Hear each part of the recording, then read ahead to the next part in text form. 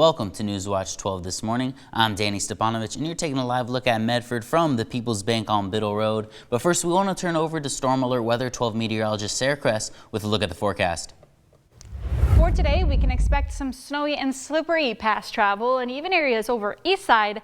We are going to be seeing some snow waking up this morning, and with cooler temperatures, roads could be icy into a few spots, and especially into Siskiyou County. If you're traveling into southern Siskiyou County near Mount Shasta area, you're going to be waking up with some snow. Now we're going to continue on with rain and snow throughout your day. We'll see rain into our west side valleys and along the coast, and winds are going to stay a bit more blustery for higher terrain areas and into the Shasta Valley.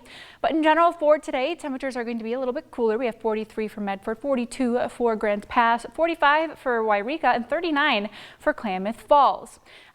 When we do talk about snow levels, they are going to be rather low over the next few days, but we'll start to see those snow showers wrap up as we head into your Saturday morning, lingering maybe a little bit longer along the Cascades. With that being said, heading out the door this morning, if you are areas over east side along the passes, especially into Mount Shasta City, or even going through Snowman Summit on 89 into Siskiyou County, you're going to encounter some slick spots. Take it slow throughout your whole Friday. And then as we switch over into your Saturday, we're going to start to dry out, but temperatures into the morning are going to be rather cold, and we're more than likely going to be dealing with valley fog. And with temperatures that cool, it is also going to likely be freezing fog. So that does mean slick road conditions into your weekends, maybe not necessarily from the snow, but from freezing fog. And when we start to see that slush melt from the snow, that'll likely freeze over, and that can also cause slick spots along the passes and areas over east side.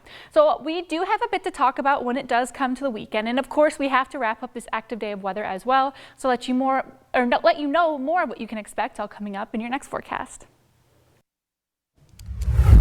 Into our top story, multiple workers are searching for new jobs this holiday season following Pure Light Power's sudden closing on Tuesday.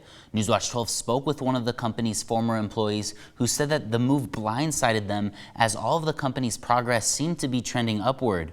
Another employee who reached out to Newswatch 12 says that they believe the Worker Adjustment and Retraining Notification Act should have come into play as the company had over 100 workers.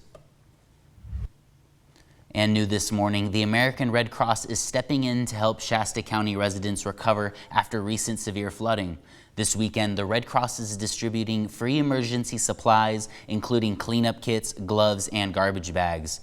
Residents can pick up items at the Red Cross office on Bocelli Lane in Reading, Saturday and Sunday from 10 a.m. to 5 p.m.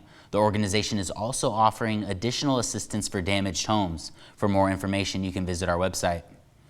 And due to the active weather conditions, one holiday event was canceled last night in Brookings. With unsafe wind and rain, Nature's Coastal Holiday Festival of Lights was closed for the night. However, organizers say the forecast is looking better for the rest of the week and will be open back up starting today. The show starts at 5 p.m. and is $4 for adults, while children under 12 are free. And for those who celebrate Christmas, those presents are probably unwrapped by now, and that big Christmas tree in your living room might still be standing. And depending on the type of tree, it could be a hazard if it starts dying out. Firstly, it's important to dispose of your tree safely. Remove all lights and ornaments, and make sure the tree stays away from fireplaces, stoves, and heaters. If you're going to have a tree that's going to be dying from the day you cut it, trying to get the length that you can out of the time your tree is up, constant watering, trimming off the base of the tree so that the resin that builds up inside the stump. For tree disposal include Rogue Disposal and Recycling, as well as Medford Boy Scout Troop 7, who will be collecting trees for recycling in the weeks after Christmas. Make sure to check the schedules for your area. Both Rogue Disposal and the Boy Scouts have specific pickup dates to help you get rid of your tree safely and responsibly. To check back, you can visit our website. And in Medford, a local nonprofit organization spent Christmas serving warm meals to the community. The Kindness Effect was in Hawthorne Park from 4:30 to 7:30 p.m., where they served turkey, ham, mashed potatoes, and much more. The nonprofit also served on Thanksgiving, where they said about 140 people showed up. They estimated the same amount or more on Christmas. We're trying to anticipate having more, and so we'll see. We did run out of stuffing already, but we have a lot of meat and rolls and other stuff, potatoes. Holiday or not, I mean, yeah, spreading joy. That's the only thing that'll make the world better. Just an hour into the event, they served over 90 people, and you can find the Kindness Effect at Hawthorne Park every Thursday, serving free meals to the community. And it wasn't just Santa delivering gifts on Christmas. The Salvation Army in Jackson County stepped in as well. Over a 3-day effort, they delivered gifts to more than 703 local families and over 1,900 children during their annual Angel Tree Christmas distribution. Hundreds of volunteers worked long hours to match children's wish lists and prepare Angel Tree care packages. But the spirit of giving didn't stop there. The Medford Police Department was doing the same, continuing a long-standing tradition of giving back for families in need. This year, 8 local families were selected to receive personalized Christmas gifts, along with gift cards to help with meals and essentials. City employees volunteered to shop for the children, while the Medford Police Association contributed $2,000 to cover remaining items. And in Jacksonville's holiday charm is drawing visitors again this season. But some longtime business owners say the crowds don't always translate into sales. Here's what I found. I'm here at a busy California street where businesses line the blocks. But just a block away from Main Street, businesses tell me a different story. People will stop right before they get to Las Palmas restaurant, and that's it. Sometimes they don't see you on the side streets. Debbie's been in business for nearly 4 decades, selling unique gifts and handmade quilts. I do a lot of t-shirt quilts. People have them from the time their kids are in elementary school clear up to college. And invariably there's tears because they're memory quilts. But this holiday season, she says even when shoppers stop in, many aren't spending. People come in and look, but they don't purchase. They're just, checking things out. And just steps away, another business owner says they're feeling that same slowdown. It's tough to keep your doors open when your receipts are less than your daily rent. And then add on, I can't believe how much it costs now just to heat this little building and turn the lights on. Pat even opened up her books to verify. Rather than things picking up, November was not a very busy month. Both owners say events and tourists tend to stay on California Street and often leave before exploring what's beyond. And even on a slow day when I showed up, I do this because I know lots and lots of women that have retired. I'm a retired banker. Moments like this are why she stays. Hi, give me a Christmas hug. What's going on here? How are we going? Oh, I'm being interviewed. I'm famous. Serving the visitors who do wander off the main street, hoping more will follow. Merry Christmas to you. Thank you. Shop and go home.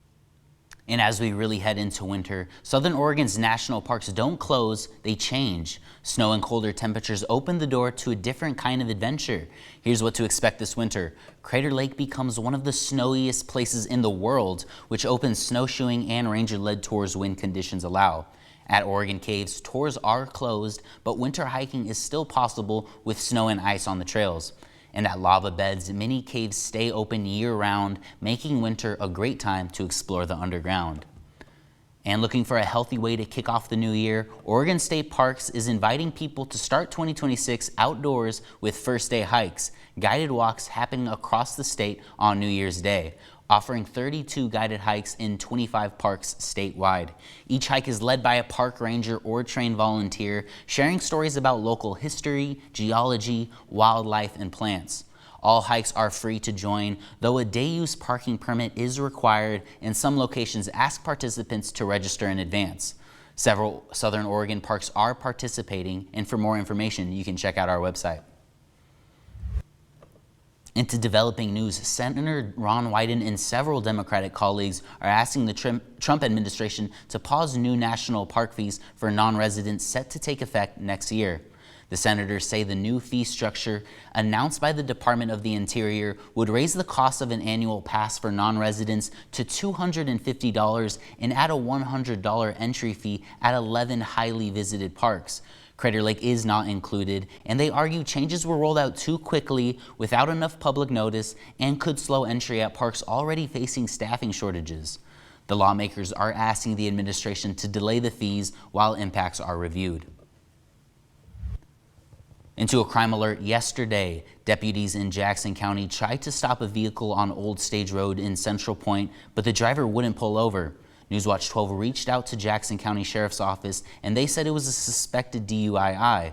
Deputies say the vehicle was traveling between 40 and 70 miles per hour. Because of blind corners, they carefully used a pit maneuver and the driver eventually stopped.